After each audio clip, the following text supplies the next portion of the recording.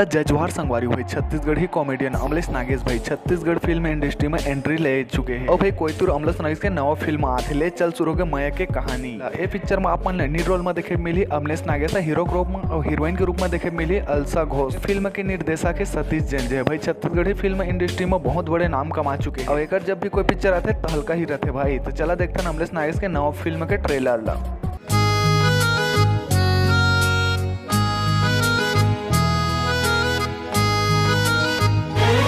ले शुरू होगी माया की कहानी, ले शुरू हो।